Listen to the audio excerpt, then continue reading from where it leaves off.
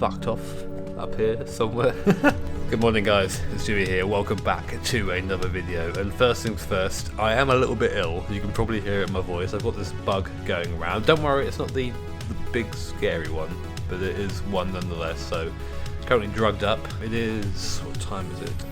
Probably past 7 on Friday morning, and today I'm, well, just outside Alton Park at a hotel, because I'm going to be taking part in the Fun Cup UK round at Alton Park. I cannot wait, it's going to be amazing. If you guys don't know what Fun Cup is, it's basically, I'd say Beetles, but they're not really Beetles anymore. And I'm going to take the opportunity to take over from slightly more ill Jimmy and talk you through this Fun Cup car. The only thing on this car that is a Beetle, from what I heard, is the washer motor. All the panels are fiberglass, and the engine, which is now mounted a little bit higher, more in the mid-engine layout, is from a VW Golf, and it produces about 130 brake horsepower. The car itself weighs around 700 kilograms, has a flappy paddle gearbox, and has a center seating position. So it's basically a Praga, right? No. Now I'm not really sure how this video is going to go, because the race meet is split into two different races, which I'll get into very shortly. But before I think about any of that shit, I need some breakfast and like a pint of coffee. So, BRB. Morning lads, race day. An awesome day of testing yesterday. A lot of time in the car, which is I think the important thing. Got used to this little cute little bug behind us. And today we've got two races. One is a 1 hour race, which will be, I think, just two drivers, me and Luke, and then the race in the evening is a 4 hour race, proper endurance, with myself, Ellis and Luke. Before we go any further though, let me introduce my teammates. First of all, we have here Luke, who from what I understand is the boss man over at Tegiwa, and also has an awesome Time Attack NSX, which I hope to be beating next year in Master Jam. and also Ellis, who has been driving as part of the GT Radial team for the last 5 years, and is actually the one that invited me to come have a go. So thank you, Ellis, and thank you, GT Radial. Much appreciated. So, what we need to get nailed down today, really, in the qualifying session coming up, which, by the way, doesn't really matter. Qualifying is pretty much like your grid position is pretty much drawn out of a hat, from what I understand. But what we've got to get down in qualifying is just the driver swaps. So when you're coming into the pit lane, the speed limiter only works in third gear, and you have to hold the limiter button on the way in. So second and first gear, no. Third gear, hold the limiter button down the pit lane. That's easy enough. Come into the pit, second, and then into first gear. Then as you go into first gear, put the clutch in, and then turn the car off as you roll to a stop. Then you have to undo your belts, put the seat back as far as possible, radio out you get, cool, your job's done. Driver getting in has to then get in, get all belted in, put the seat to their position, and as soon as the belts are done and you can reach the clutch, it's clutch in and you just hold the starter. Keep holding it, keep holding it, keep holding it. And as soon as it goes and the doors are shut, bam, you're off. It's a lot to learn, but I think I got it down, maybe. So you might remember that I mentioned that qualifying is effectively just drawn out of a hat. And you might think, well, what's the point of qualifying then? Basically, qualifying is just literally that, qualifying you to actually be in the race. So you have to do 3 laps apiece as a driver to be in the race, and then from there, positions are completely random. So driving briefing is about to begin when they draw it. So I'm going to show you how they do it and give you an idea of how it's all done here at Fun Cup.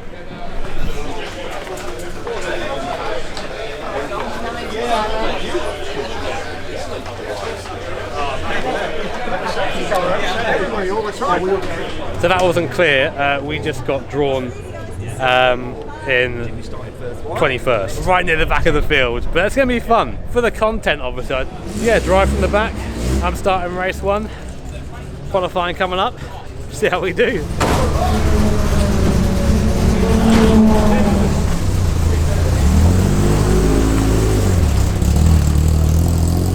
So qualifying's just started. Luke's doing his first 3 laps now, and Ellis is going to do his.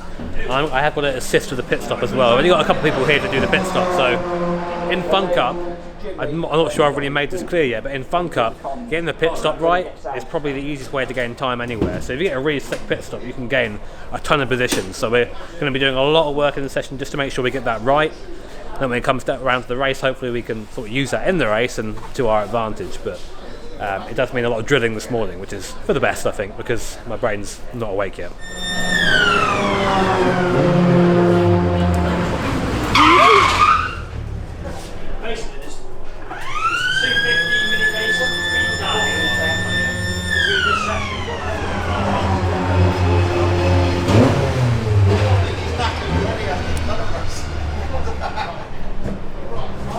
down warm after that. Pit stop practice is pretty damn intense, but session's going well. We actually set the, as it stands now, 7th fastest time, less than a second off the fastest lads, so happy with that, and a field of 24. Pit stop practice I think has gone pretty well. We all sort of know what to do now. I think there obviously is still the room maybe for a mistake or two, but I think the way we have it now, it's feeling pretty good, feeling pretty slick, and we've managed to beat the garages around us on pit time as well, so yeah, looking good I think.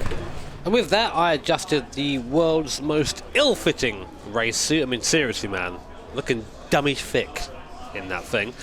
I got ready for my first race start in Fun Cup UK, and I'd watched a few race starts from this series, just to get an idea of what to expect really. And what to expect is a big slipstream train. So I was getting myself into that mentality, getting the car all warmed up, double checking and then rechecking belts and comms and stuff like that. And then I made my way down to the assembly area to get ready to drive onto the grid.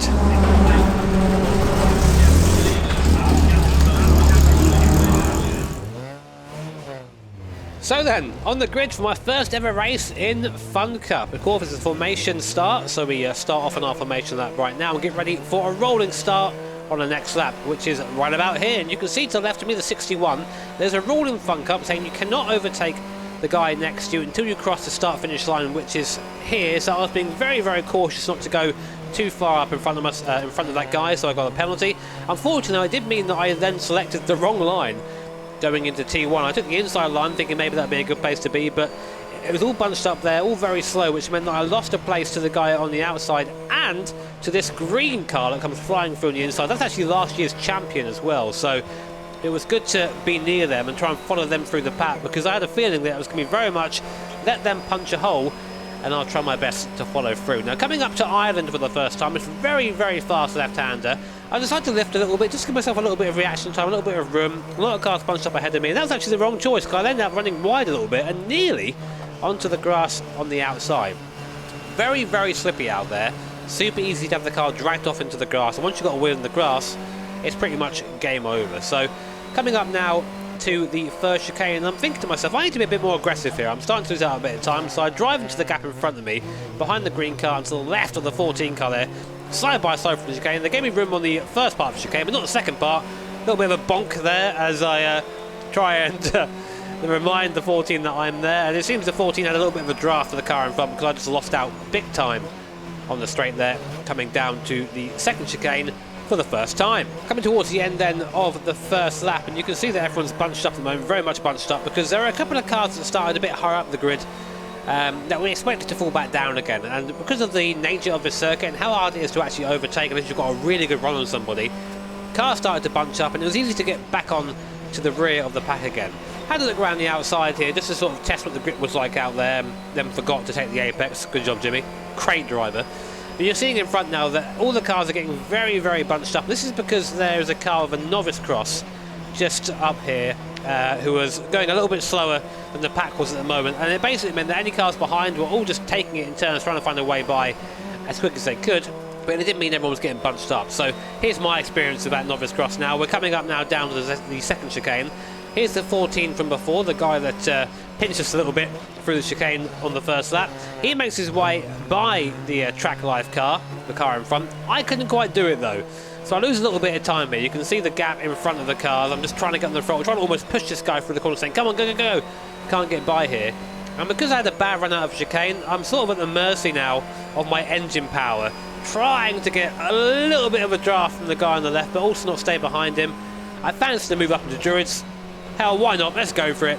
Chuck it up the inside. Luckily he gives it to me, but you can see the gap now that's opened up between me and the car in front. So a lot of work to do now to get that gap back down again. But fortunately, come next lap, I managed that. We're right back on the rear spoiler of the 14 car, and then as you can see, I slowed down.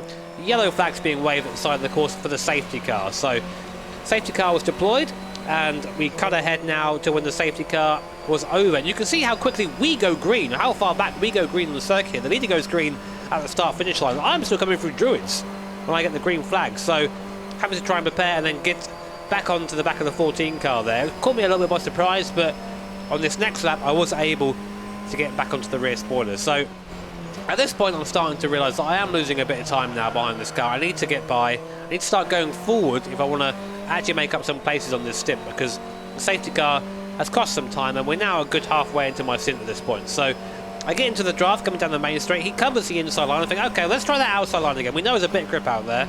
Go side by side on the T1. Get as close as I can to the 14 car on the inside, and then he forced me over the rumble strip there. Doesn't quite see me though, coming down the hill. And now we come towards Cascades. I've got the inside line. I brake a little bit later, hug the curb like it's my favourite friend, and let the car just drift out to the outside. Move made. Thank you very much. That felt good. So after that overtake, I've got the big dick energy just riding around in my head at the moment. And I think, well, okay, let's see if we can get this guy in the black and gold car into Druids like I did the other car a couple of laps previous. I got the inside, but bonk contact. The 61 just about holds on to it. And I thought for sure that we were both going to have an accident there, and maybe it was a little bit of an opportunistic move for myself. I saw the gap there. I felt that I was quite significantly alongside, but obviously he didn't see me, turned in as usual, and we had that contact. I'd be interested to see what you guys think of that incident in the comments below, but maybe it's something I should have thought twice about. The downside to that contact is that the green car in front who I was trying to follow had started to get away a little bit, and I thought, right, if I can get by this this fella in the orange car as quick as possible, maybe I can still get the tow and still have him pull me through the field. But that was easier said than done. Whilst I think this guy in front was a bit slower than me, he defended really well. We come through Ireland here, he lives a bit more than I do. I try and get back on the throttle. I think about looking up the inside, but he's already there, so there's no point in me really taking that line. Try a slightly wider line here into the hairpin to try and push him through, but as you can see, there's nowhere to go. I can get on the throttle as early as I want, but I can't drive through the guy. And then we come up to the chicane, and again, there's not much I can really do but just follow him through here. There's only really one at a time unless you're significantly alongside on the way in. Up on the curb, and again, I've got the tow here. I think about a move, but I see on the inside a red car going slow. They made a bit of a mistake coming out of the chicane, so I just about got the overspeed to get by. So I put into the middle of the track here, sort of signal, you're not coming back by. That's my place now. And now I'm, again, right on the back of this fella in the orange car. But that was an odd opportunity where I couldn't get by the guy I wanted to get by, but I ended up making a place anyway. So thank you, red car. Extremely cool. But at the end of that lap, the guy in the orange car would pit in anyway. So he did a good job of keeping me behind until his pit stop. And that put me in a bit of a weird spot, because when the pit window was open, my team asked me to stay out to make sure we didn't get too bunched up in the pit lane. Very easy to do with a busy pit lane here at Alton Park, but it did mean I did not have a slipstream for that entire lap. So my lap time was probably a little bit slower than those cars around me. And regardless, I made the best of it, tried to go around as quick as I could in my out lap, pitted in, and now it was time to put all that pit stop practice into motion.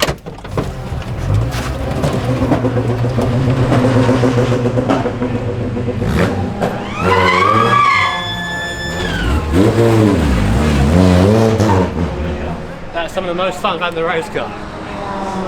How was the first lap? Hectic. I got sort of boxed in on the inside. I took the wrong place. I should have went around the outside. Everyone was going slow there. So I think I lost a place there, but tried to follow the green car through. But it was kind of difficult because once they go through, the door gets shut and you sort of get stuck behind the person who's a bit slower.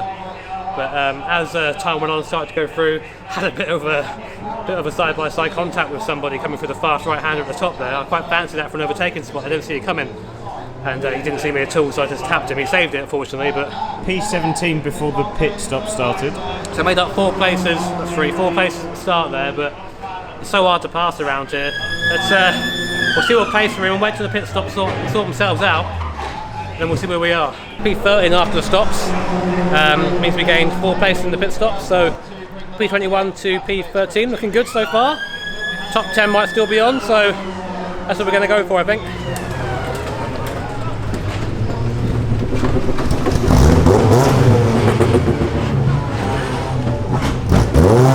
So still under safety car for now, but we're currently in P9, so top 10, that's sort of the goal, so that's really good. Plus 11 on our starting position. Safety car's still out, it's been out for a while now. Luke is in the car until the end, so we'll see if he can go forward anymore or just retain where he is, but to be honest, it's looking pretty good for our first race out. So all Luke had to do now really was just to try and hold station. There were a few faster cars coming back through the field after earlier incidents, which actually was one of the cars you see in front now, which meant we were down to 10th place from 9th. But that top 10 was still very much on them. Behind us, though you can't see them right now, is the number 14 car, the car that I overtook earlier on. We had a race-long battle of these guys. It was damn awesome. And on the last lap now, coming up to the last corner, Luke is forced to defend for his life, hugging the inside line there as the 14 looks for a way by. Drives to the inside of the curb, just sits on the apex, gives the 14 nowhere to go. Drives to the start-finish line and brings us home in our first ever Fun Cup race in 10th position from 21st on the grid. What a drive. So it looks like Luke just about managed to keep the guys next to us behind, which I think that means top 10 finish. I think. I double check the timing. But there you go, 10th place, not bad, given that we started 21st. Top 10 finish. Yeah. P10, get in there. 10, mate. I know, yeah. Top 10. Good result for first race, isn't it? Yeah, not bad. That last lap looked a little bit like you were having to defend a bit. Yeah, well, the last lap I literally just decided that was what I was doing. I wasn't going to get the grey car, but I'm just making sure I didn't lose. But yeah, brilliant fun. Good job, man. But for his good work, Luke would get 0 rest, because after the first race, the 1 hour sprint race, there is a 4 hour feature race for which Luke was going to be the starting driver. The car was all checked over, everything was absolutely fantastic, the car was in great nick, which is great news given that it's about to be subjected to 4 hours of competition against crazy Fun Cup club drivers. Good luck, mate. Have a good one. Alice, mate, 4 hour race coming up. How you feeling? Awesome. Yeah? Honestly, I'm absolutely buzzing my little doofers off. It's after the first race, how we made up ground and the racing itself was so cool. And in fact, it's a shame we don't do this all the time, because it really revs you up for the next race. And 4 hours is a long time. Keep everything clean, keep off the curbs, and then let's see what happens. Do you reckon there are chances then of P10 in the first one? I hate saying these like predictions and stuff. It's always nice to get a top 10, but I think on this occasion, I think it would be so cool to go a few better. And I'd say a lot of things can happen in 4 hours, so let's rock and roll, man. I can't wait. So here we are on board with Luke then for the start of the 4 hour race. Not quite as polished up maybe as he could have been. Just saying, Luke, just saying. But regardless, away we go for the start of 4 hours in the Fun Cup, a little pretend Beetle here at Alton Park. And Luke, of course, being on the first stint, his job is to stay out of trouble. Long ass race, 4 hours, so really easy to make mistakes. And then, as I say that, he goes for a lunge in the 125 like the absolute hero he is. Now that move there is actually important because it starts a series of events, the first of which is that orange car.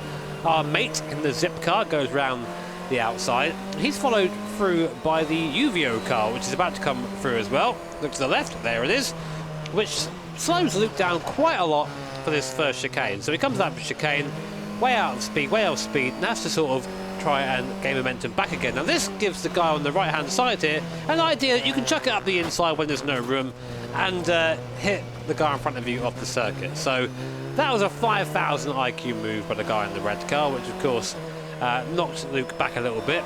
And a couple of laps later we're back up behind the orange car. Luke obviously feeling probably a little bit frustrated with the move made on him at the chicane. Tries to gain as much time as possible, but what you can't see is a car on the inside here. Luke tries to go side by side with him, gets it wrong, goes spearing off into the grass. Luckily doesn't hit anything, but does end up tearing the splitter off in the process, and has to make a way back on after that. But yeah, Luke had a bit of a rough time, I think it's fair to say, on his first stint. What happened, mate? Got a bit beat up. Yeah. Yeah, it was going quite well for the first couple of laps. The train was just too close. Obviously, it just took time. As soon as someone was going to make a bit of a crazy move, picked up a couple of paces, but then someone did a mental one on me and pushed me wide on island, which obviously didn't go well. So I ended up on the grass spinning. So then we were at the back without a right wing mirror, so that was hard as well because the people are diving on, you got nothing to defend with. But yeah. Just started picking them back off again and try and get a head down, so keep going. Now, due to a series of kind of unfortunate events, we find ourselves now a lap down. Ellis brings in the car for my first stint, and really the goal is just to go around and try and get our lap back if we can, but primarily just stay out of trouble.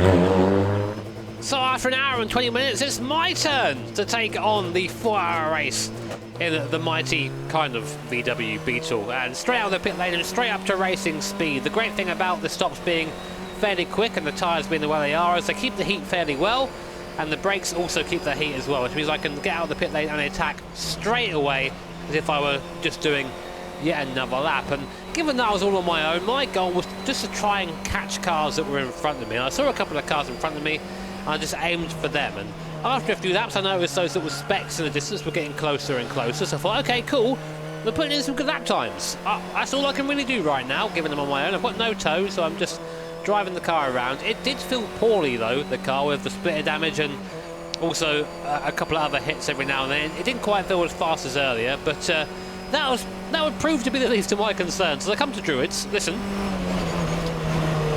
I try to downshift there and the car stays in 5th gear, and I thought, okay, maybe it's just downshift protection kicking in. Maybe I downshift a little bit too early. It should be okay. I'll just make sure I downshift properly coming into this next right-hander.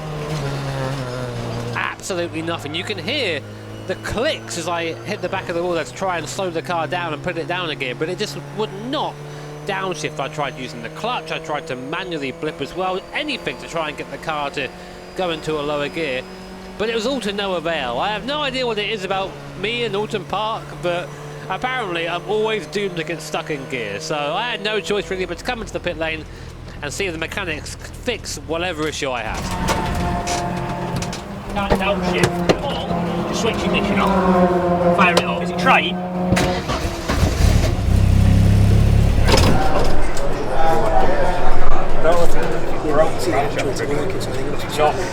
Meshing with anything. Camshaft's moving, but it's not actually rotating a barrel. And despite the best effort from Chris and mechanics from other garages who came along to try and lend a hand, there wasn't a fix, and we had no choice but to retire the car. Deja vu. What happened, Jimmy? Stuck in 5th gear. Yeah, I know, stuck in 5th gear at Alton. We seem to have picked up a bit of a gearbox problem. Apparently it's quite a rare issue that we've had with it, and he's only ever seen it happen once before. So, and unfortunately, with it being in the centre of the gearbox, just can't fix it at the side of the road like you can do with a lot of these cars. So yeah, early bath, fill me face full of cookies, you know, and that's all. It is the old cliche. That's racing, you know, racing. But at least we had a cracking first race. That's, for me, this has happened. If this would have been the only race, I would have been a lot more disappointed. But we had a cracking first race. Really, yeah, one of the best ones I think for me. It happens. It happens. Shame it happened when you were out there though. With our little 97 GT Radial car bruised and battered, that was the end of the weekend. And whilst it didn't end the way I wanted it to, it was still an absolute awesome time, and I can't say thank you enough to the guys at GT Radial and Ellis for inviting me to come along and experience Fun Cup for the first time. If you guys enjoyed the video, I'd very much appreciate hitting the like button. You can subscribe as well, of course. I'm sorry that it's been so long since the last upload. A mixture of being super busy in real life and actually being ill. It doesn't go very well when you're trying to make videos, so apologies again for that. Take care, have an awesome day, and I'll see you all next time.